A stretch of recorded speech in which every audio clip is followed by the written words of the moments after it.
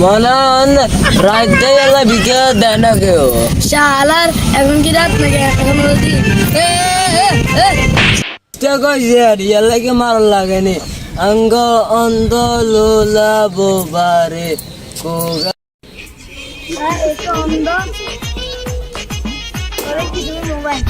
মোবাইলটা মারে দি হ্যাঁ কি কি আরে ভাই ওকে বলছে ওকে হাসপাতাল লয়ে যেতে কি শালার আমি হইছে অন্ধ শালার আমি হইছে অন্ধ 2 বছর চলে গেছে আমি দৌড় দিই